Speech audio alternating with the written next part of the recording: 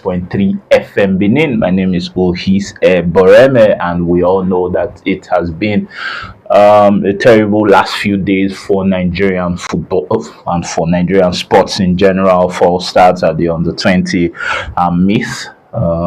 Super Falcons fall into Cameroon by 1-0. Unfortunately, we couldn't be here yesterday to give you updates on WAFCON. But as it stands, the Super Falcons, not the Eagles aren't doing any better at the moment. Couldn't qualify for the World Cup. The Super Falcons will have to take a longer route to the 2027 World Cup. It is not looking likely that they will even qualify because of course, the easiest way out was to defeat Cameroon, and they fell at that hurdle.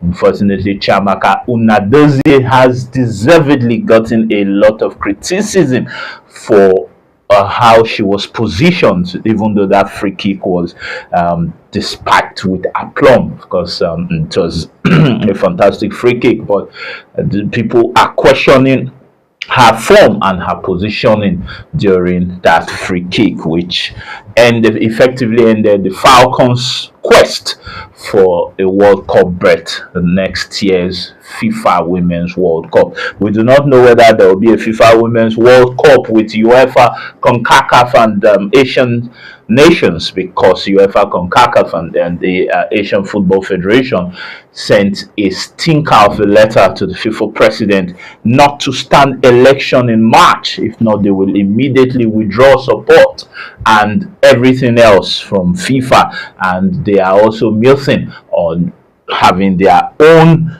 arranged, organized tournaments. So we are still staying with the Falcons.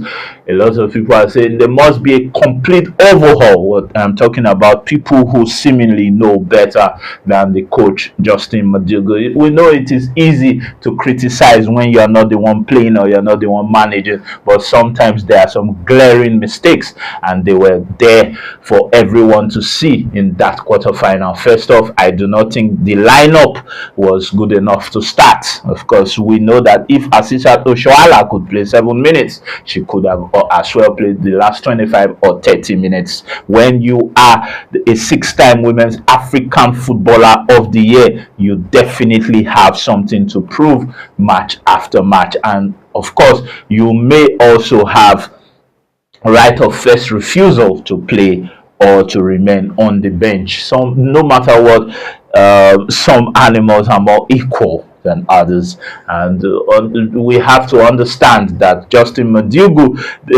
performed a miracle in Morocco last year when the Super Falcons defeated Morocco, coming from 2 goals down to hoist the 10th WAFCON title. But this wasn't to be. The scorchers of Malawi, Cameroon, Morocco, and Algeria will slug it out in the semi-finals to see who gets to the final of WAFCON. But we need to let you know that Morocco, Algeria, Cameroon, and Malawi have qualified for the 2027 Women's World Cup. This is the worst African Women's Nations Cup for the Falcons. They've always qualified for the World Cup. Unfortunately, this was a different story. We know that Justin Madugu's job is on the line, but they have South Africa to play in terms of the continental playoffs before they now think of the other hurdles that lie in front of them in order to get to the World Cup through the back door. It has been a terrible situation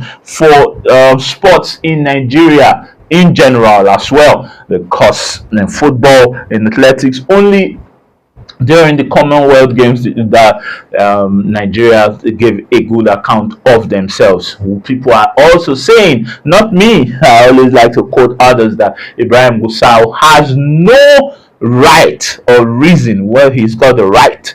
He's not.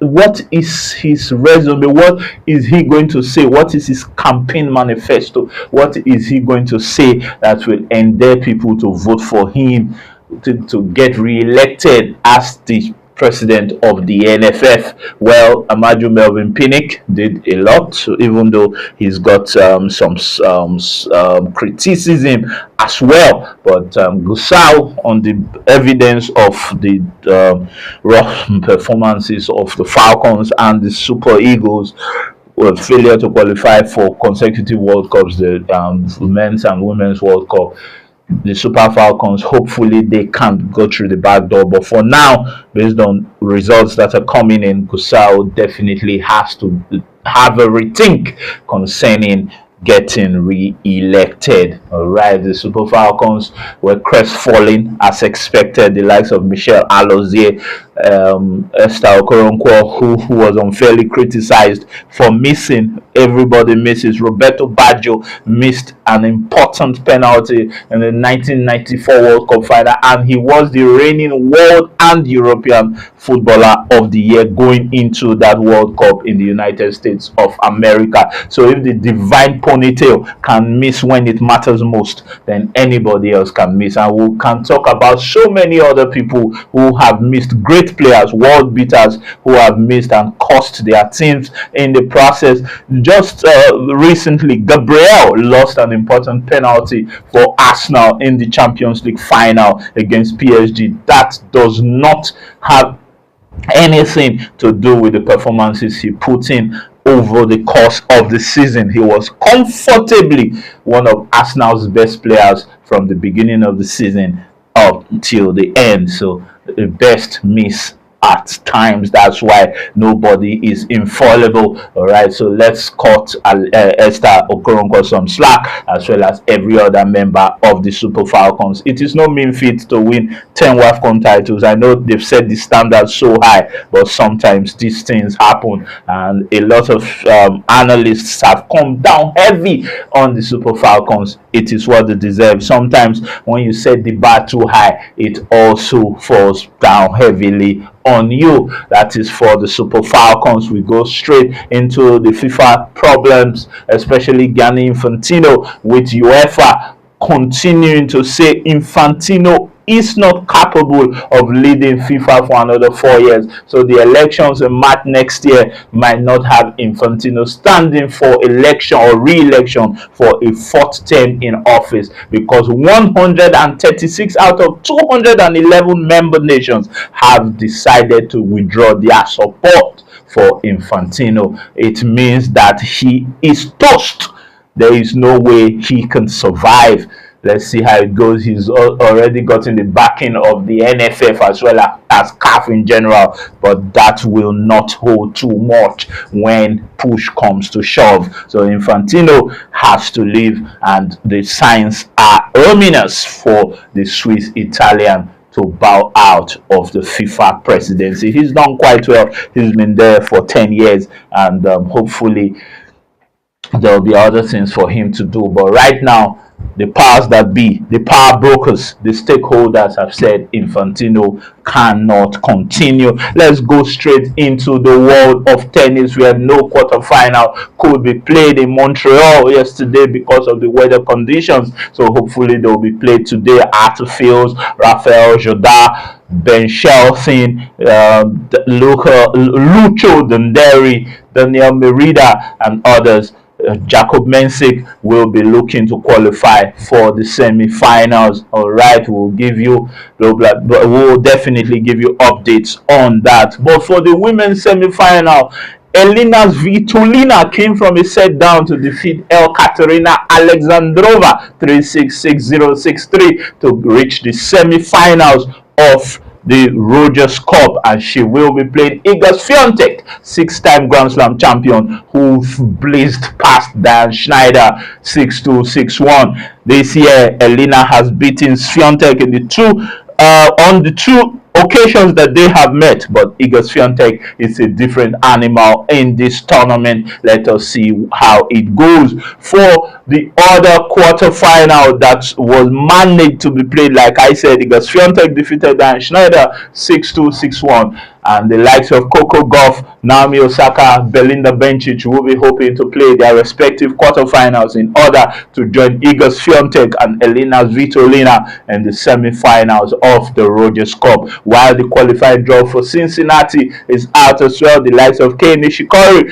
will be looking to reach the main draw of Cincinnati. Yannick Sinner has withdrawn from Cincinnati as well with a right knee injury and will be looking to recover quickly and sufficiently for the big one, the US Open, which will be held at Flushing Meadows. So the world number one Yannick Sinner withdrew from Cincinnati. It means that he will not be able to feature in that second hardcore tournament just before the US Open. All right, so for major tennis news, Venus and Serena Williams will be looking to partner in the women's doubles of the US Open. We reeled out the US mixed doubles pairings the last time, and before the US Open starts proper, we'll definitely update you, tell you everything that you need to know about the women's doubles pairing, the mixed doubles pairing. Those are the most interesting ones at the moment. So right now, Montreal is at its final stages.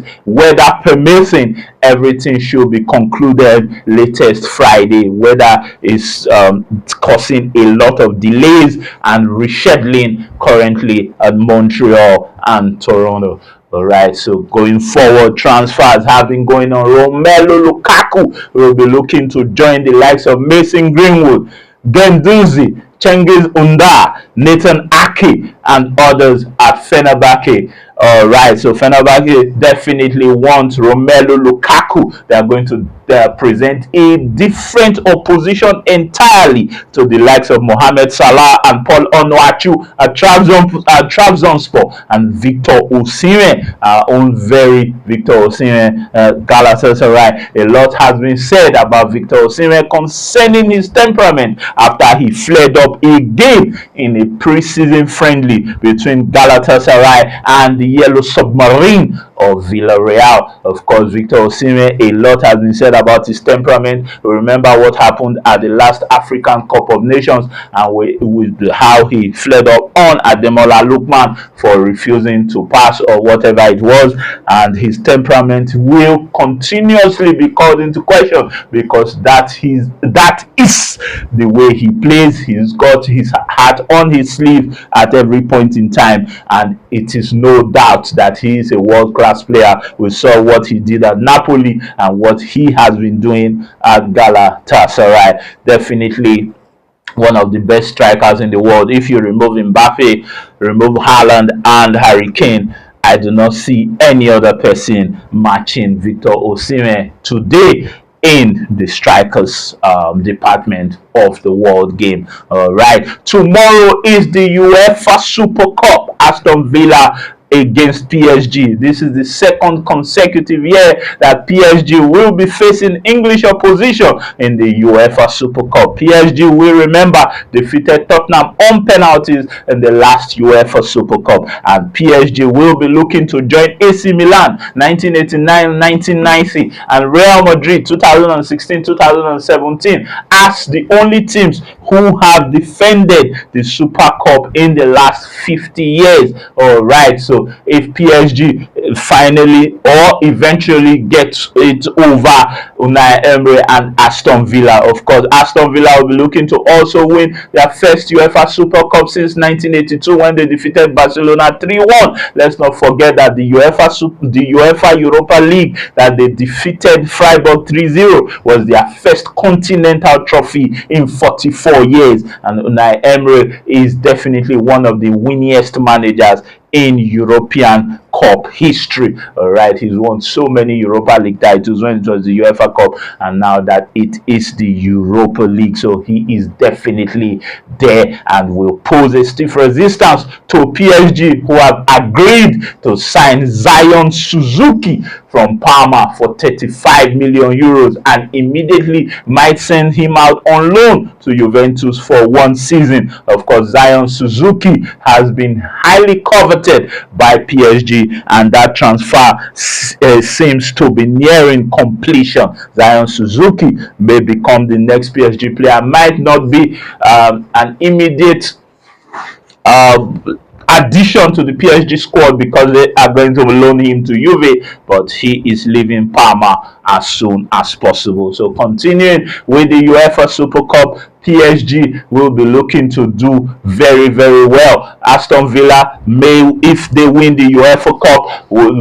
will become the longest period that any team has won the UEFA Cup after 44 years. Remember that some teams did it in 77 and 2001 and 1980 and 2004. That's Liverpool as well as Valencia. Liverpool 24 years between 1977 and 2001, and Valencia between 1980 and 2004. Let's not forget that Valencia's manager then was Rafael Benitez, and it was afterwards that he left Valencia to the Mestalla to Anfield to take over the reins at Liverpool, and immediately took them to the Champions League final and won it in dramatic fashion, coming from 3 down against Inter Milan against AC Milan in Istanbul to win on penalties. The first 3 goals were scored in the first half, head on Jorge Crespo as well as Paolo Maldini, and Liverpool came storming back with Xabi Alonso's penalty, which he couldn't convert, but scored the rebound. Steven Gerrard's header, which started the whole thing, as well as Vladimir Smicer, who also scored in that encounter. So it's been a very good one for the UEFA Super Cup build-up. Let's not forget that the Community Shield will be happening at the weekend. Arsenal playing Manchester City. I'm sure on Friday we'll definitely tell you all you need to know about the Community Shield. But let's not also forget that Manchester City are looking to complete the signing of Ayo Boabi. They're still discussing with Lille. They have agreed personal terms with the Moroccan teenager, still discussing with Lille, and also discussing with Barcelona for the imminent departure of Rodri.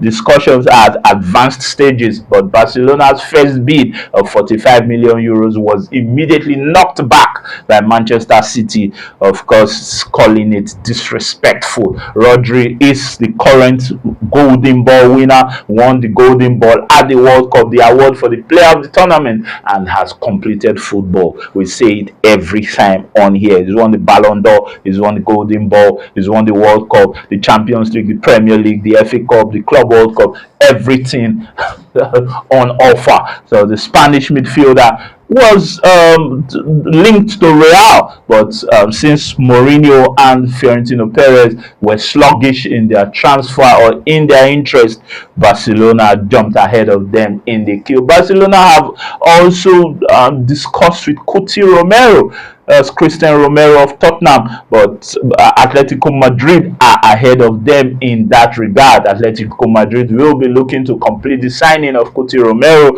in the coming days. Nahuel Molina has left Atletico Madrid to join AS Roma in a deal until 2030. Right, Bruno Guimaraes has been unveiled by Arsenal as their latest signing, £75 million, second most expensive signing in Arsenal's history behind Declan Rice. Remember how much Declan Rice was bought? £105 million from West Ham United. So Bruno Guimaraes joins the midfield that already has Declan Rice, Eberechi Eze, Mikel Merino, Martin Zubimendi. Mikel Merino sometimes plays as a false 9.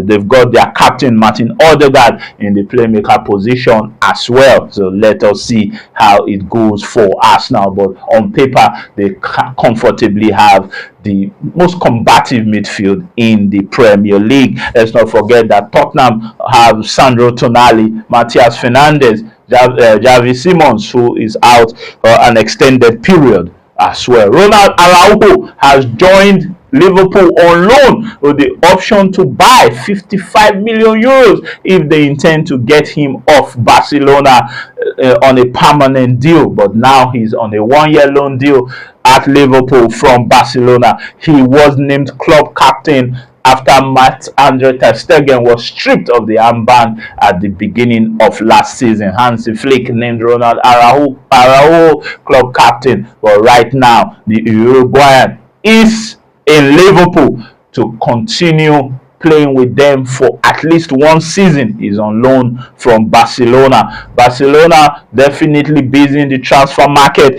Ferran Torres has signaled his intention to join Paris Saint-Germain. Personal terms have been agreed. Barcelona losing players and will be looking to make reinforcements. That task is Deco Anderson de Souza, who was second behind Andrei Shevchenko in the 2004 Ballon d'Or listing. Of course, the Eastern win won that award just ahead of Deco Anderson de Souza. We remember Deco for Portugal, for Barcelona, for FC Porto. Now he runs things as director of football at Barcelona and is the decision maker when it comes to transfers. Julian Alvarez heavily courted in the summer. Atletico Madrid and Enrique Cerezo have said no. Julian Alvarez cannot leave Atletico Madrid except for a huge transfer fee, maybe upwards of 200 million euros, will convince the Atletico Madrid hierarchy to let Julian Alvarez leave, and nobody is prepared to spend that amount of money on the Argentinian at the moment. As for Arsenal, they've got Victor Gyökeres in the attacking department, and they've got Christian Zales, who they signed, the Greek who they signed, of course, from the Belgian Super League. Very good player. Let us see if he will be an upgrade on Leandro Trossard, who they let leave for Besiktas. The Turkish league is definitely hotting up. Leandro Trossard is at Besiktas, and Mo Salah is at Trabzonspor, alongside our Nigerian joint top scorer in the Turkish league last season, Paul Onuachu. Galatasaray, they've got Victor Osimhen, and we remember we said Fenerbahce, they've got Mason Greenwood, Matheus Guendouzi, Nathan Ake, Cengiz Under, and most recently, if everything works according to plan, Romelu Lukaku Bolingoli is leaving Napoli to join the Turkish outfit. All right, so that is for transfers that have gone through and the ones that are most likely to go through. And for Manchester United, they welcomed the likes of Matheus Cunha, Marcus Rashford, and Lisandro Martinez also joined them in Dublin because they will be playing against rivals Leeds United in a warm-up friendly preparedness for the new season tomorrow. The last time they had that very interesting, enthralling 1-1 draw with PSG open scoring through Mbaye, who did very well for the Teranga Lions of Senegal. They just concluded World Cup tournament. He opened scoring for PSG against Manchester United. Mason Mount was substituted early on. It was just for a precautionary purpose. It was a precautionary measure. According to Michael Carrick, he got kicked, and we are looking to keep him fresh for the new season. So that kick definitely scared the Manchester United coaching department, who quickly decided to withdraw Mason Mount for one of Darren Fletcher's twin sons, Jack Fletcher. All right, so Manchester United came back from that one goal behind to equalize through Brian Mbeumo. 3 goals in 4 preseason games so far.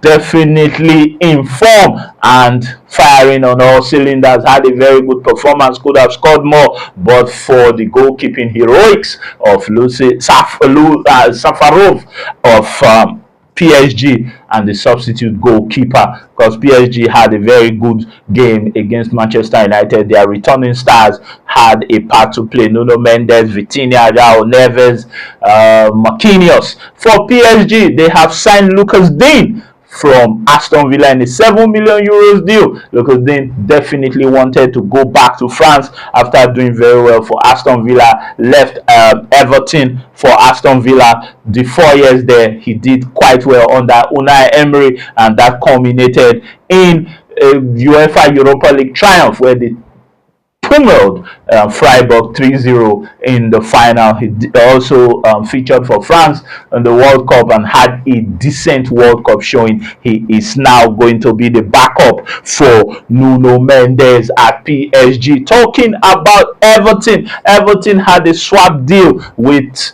Crystal Palace. Everton's Dwight McNeil went to Crystal Palace, and Brennan Johnson, who has been going from club to club in the last 2 or 3 seasons, left Crystal Palace to Everton. That was a straight swap deal, and they've signed deals until 2030, 4-year deals. Brennan Johnson to Everton, Dwight McNeil to Crystal Palace in the swap deal. Brennan Johnson, we remember, made his name at Nottingham Forest, and that allowed Tottenham to covet him and also acquire his playing rights. After Tottenham, Crystal Palace purchased him last season and his playing rights, and after that he has now found himself in Merseyside under David Moyes at Everton. Let's see how that pans out. Who is going to get the better deal? It remains to be seen, as the season is kick-starting on the 21st of August. Let's not forget that the Premier League returns on the 21st of August, and it remains to be seen who will be the favorites to hoist the 2026-2027 Premier League crown. The PFA Player of the Year award winner hasn't been announced yet, but we know that the front runners are Declan Rice and Bruno Fernandes. So it is either Bruno wins it or Declan wins it. Bruno, we remember, broke the assist record previously held jointly held by Kevin De Bruyne and Thierry Henry. Bruno Fernandes now stands alone as the highest assist maker in a single season in Premier League history. 4 goals. Erling Haaland has scored so many goals, and will be looking to continue in that fashion. When Erling Haaland arrived in the Premier League, only Andy Cole had scored more goals in the debut season. The most goals, 34 goals in 93-94 versus 4 Newcastle versus every other team in the Premier League at that time. Alan Shearer was not far behind with 31 goals,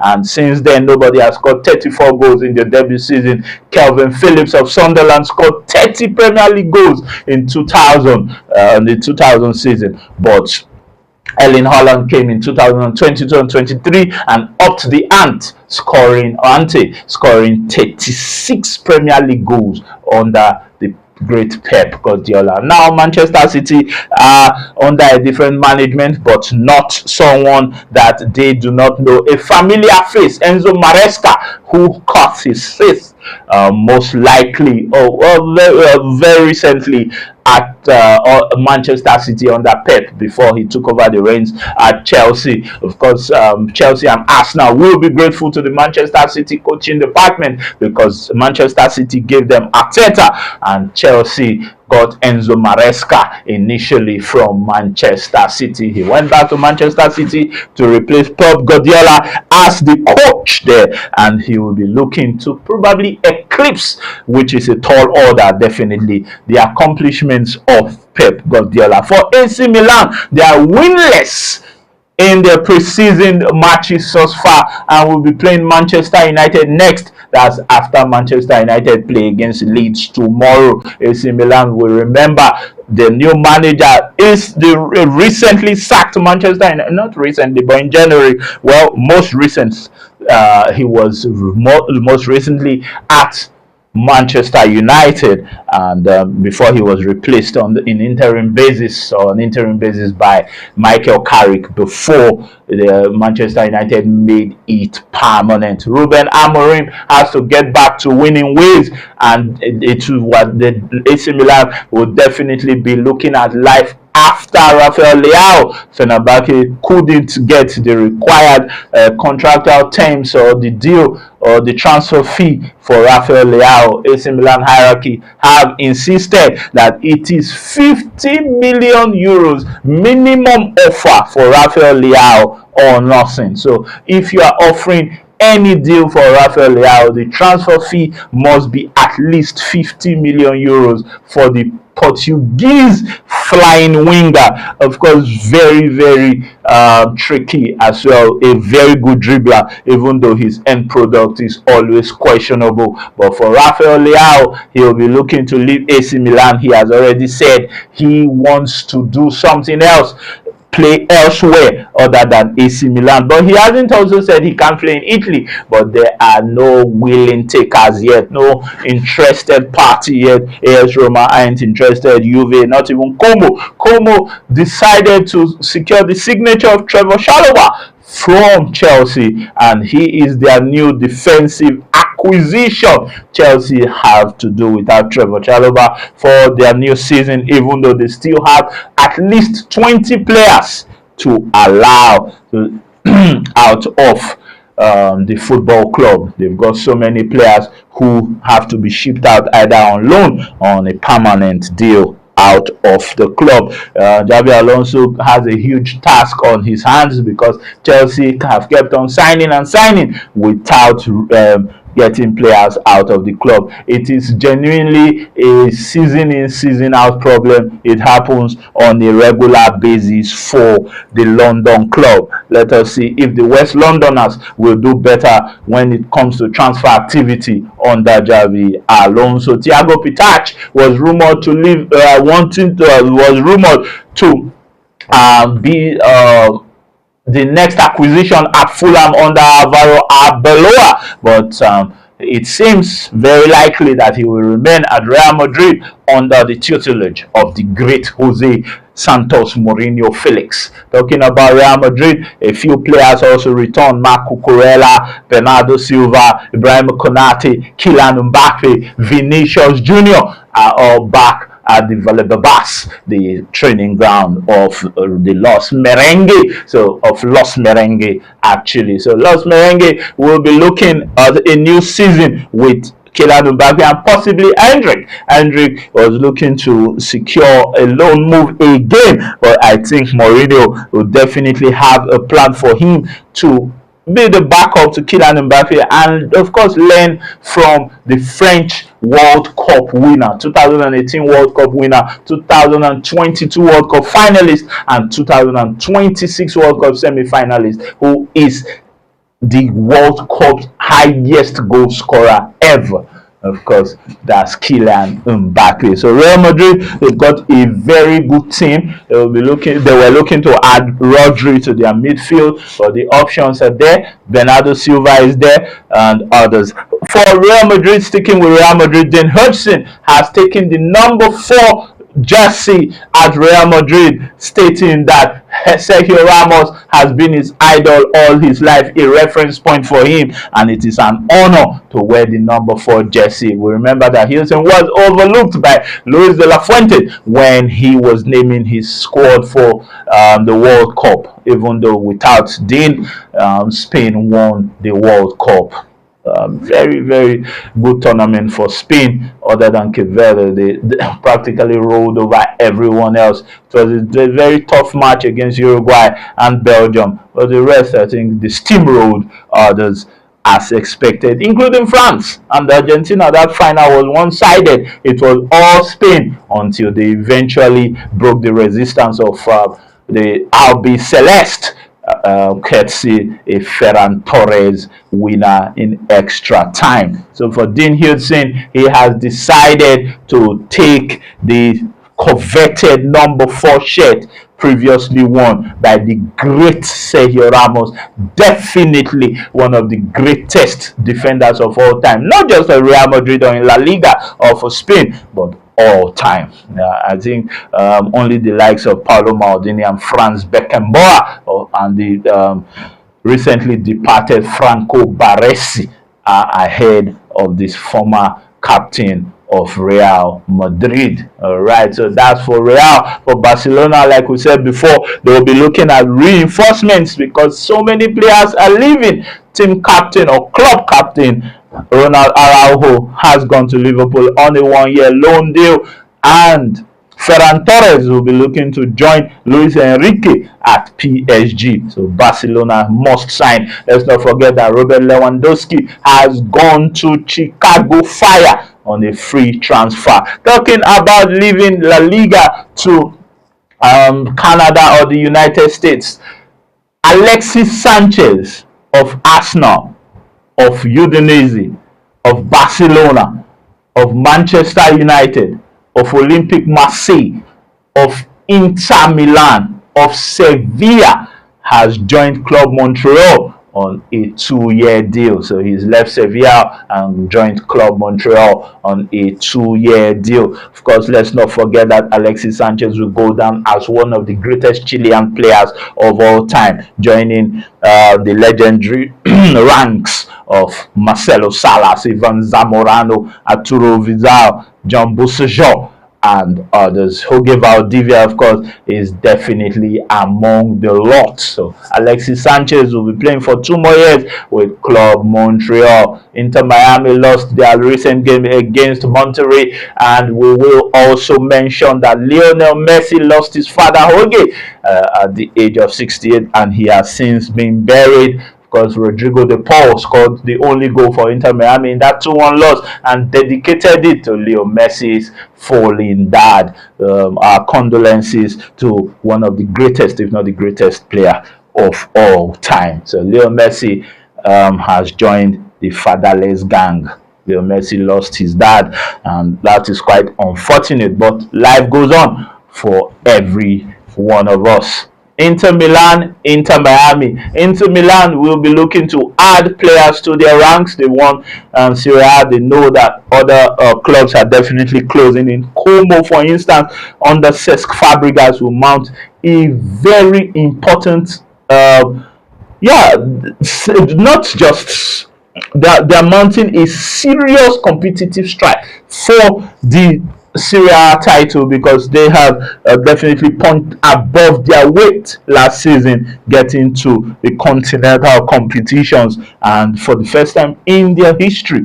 And Cesc Fabregas is doing quite well. Spanish coach is doing very well everywhere you look. Spain winning the World Cup. Cesc Fabregas at Como, Mikel Arteta at Arsenal, Unai Emery at Aston Villa, the coach of Spain, Luis de la Fuente. Just look around and you see Spanish managers doing very well. And that is expected, because Spain have always played beautiful football, from the days of Juan Carlos Valeron, Luis Enrique, to the days of Rodri, Gavi, Pedri, to mention but a few. All right. We'll remember that here last week or so, Franco Baresi died at the age of 66. The AC Milan, Italy, and football legend has since been buried, and it was a beautiful send forth by AC Milan, where he spent all 20 years of his professional life, 15 of them as captain of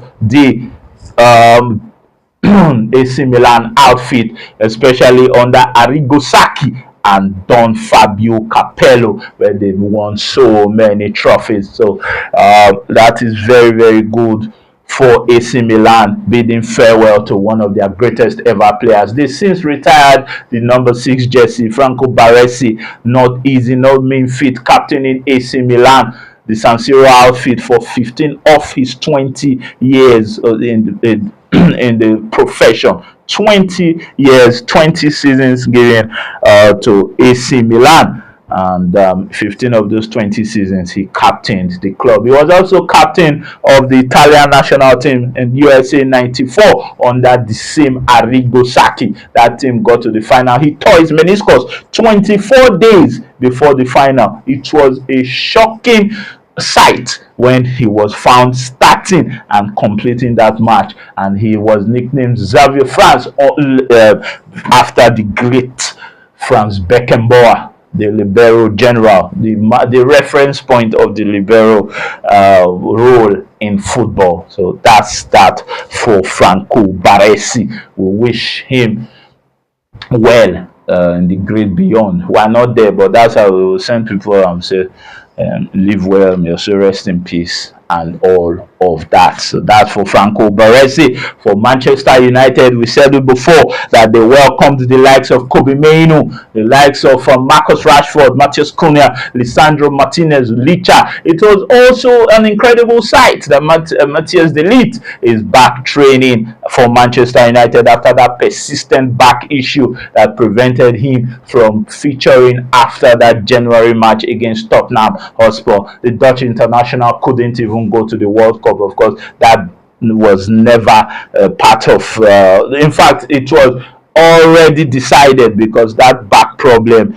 was persistent. But now, good news, he's back on the pitch. Hopefully that will bolster the defensive ranks at Manchester United. For Marcus Rashford, he doesn't want to go to any other club other than the likes of Real Barcelona. The reason is because of his wages. Let's make it clear to football fans, especially Manchester United fans. Marcus Rashford is one of the best paid players in the Premier League.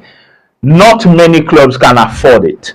In fact, that is the ultimate reason why Barcelona did not make his transfer from Manchester United permanent, because Marcus Rashford insisted on collecting about the same amount he commands at Manchester United, and Barcelona and the likes of Bayern Munich don't pay such huge amounts to just anyone.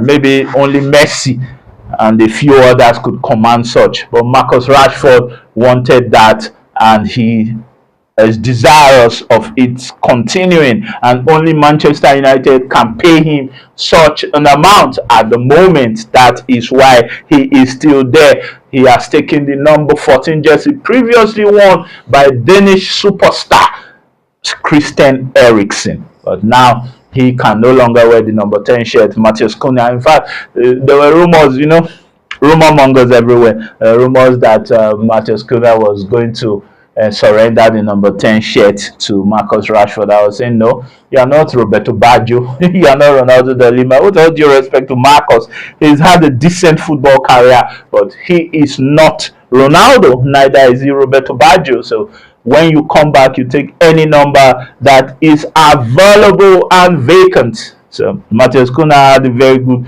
season on a personal level for Manchester United last time out. Benjamin Sesko is also back in full training. He may not feature tomorrow. Tomorrow's game might come in too early or too fast for him, but he's definitely primed to play against AC Milan. Manchester United may want to use all the players on offer, the ones who have returned from their long vacation, because all these players need to be tested before the Premier League proper. So these guys are looking to get back on their feet at club level.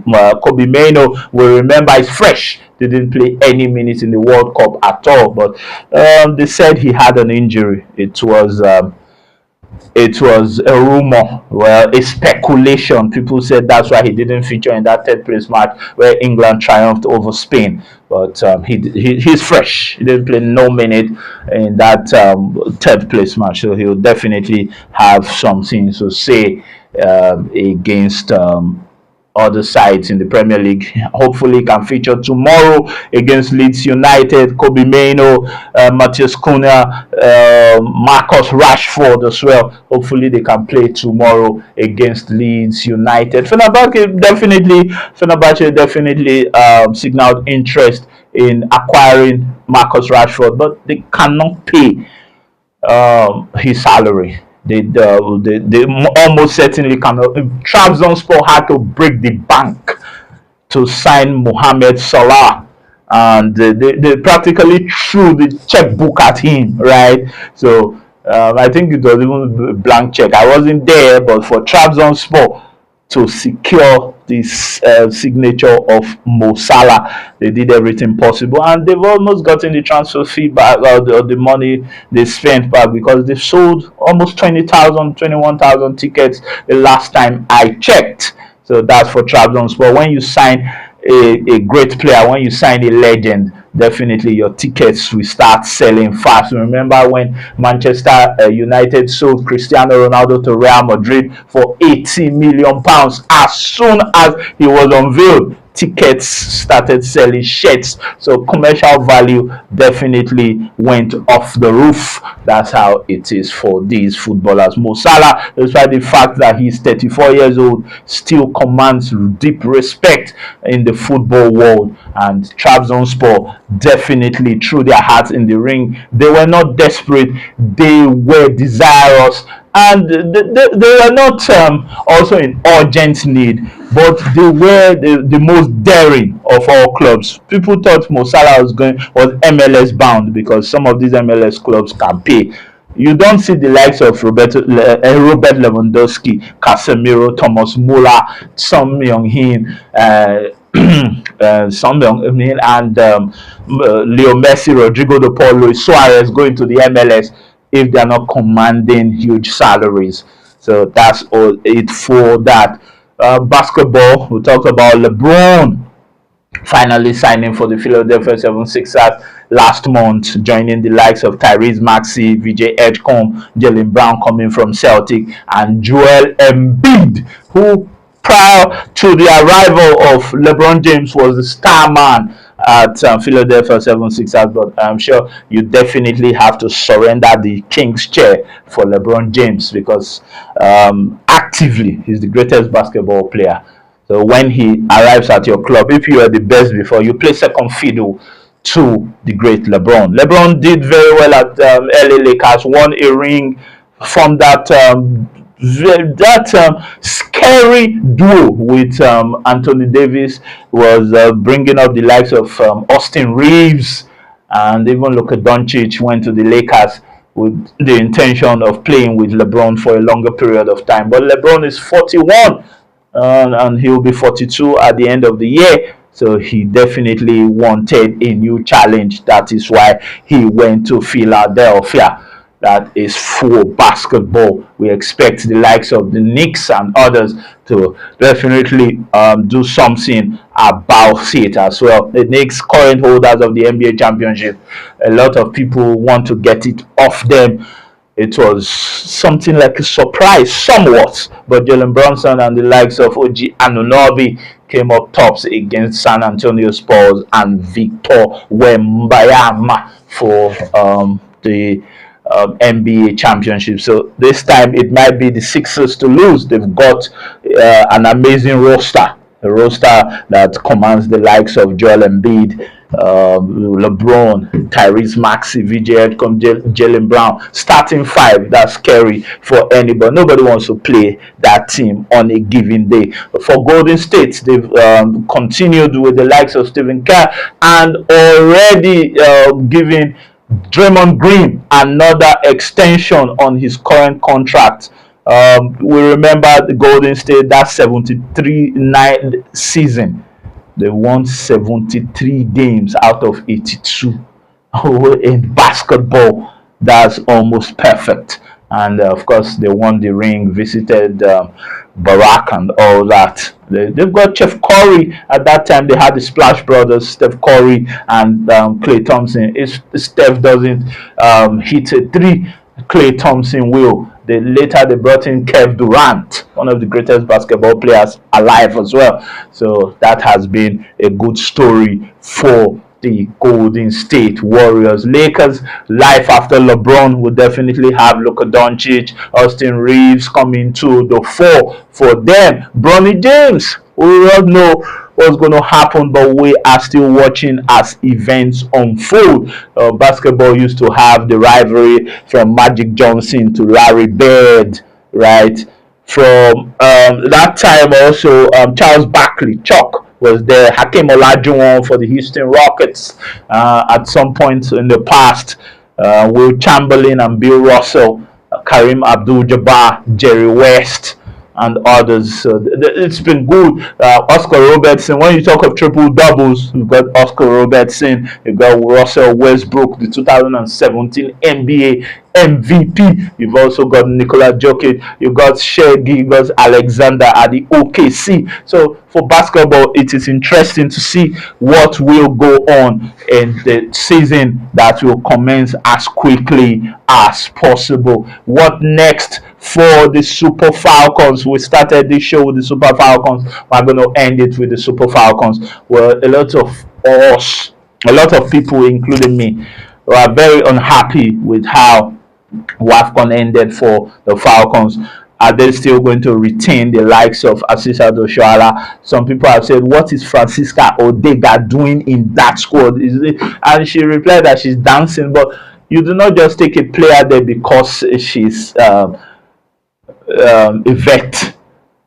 veteran. She's got to contribute. She's got to play, and she's not playing. Rashida Ajibade is doing very well. Rinsola Babajide is doing well, but the mixed blend of youth and experience didn't work out. Maybe because Justin Madugo didn't get it right when it came to lineups, but things have to improve. Beginning with South Africa in the continental playoffs. If they get past South Africa, they still have massive hurdles ahead of them. So let us see how it goes with Justin Madugo. Remember the NSC boss, the Shehu Diko, who is chairman of the NLC, and Bukola Onipade, who is the director general. They will definitely find a way around these things. We definitely want our guys to start doing well, our girls to start doing well as well. We had on our under-17s dominating world football at some point. Where in fact, we're the winningest team in under-17 history. We won so much. We also won the under-23 Olympics. It's always under-23. We won it in '96. We won silver in 2008. We won bronze in 2016. So our youth guys have done well in the past. Hopefully, we can have a taste of that in the future, because right now it is definitely the doldrums.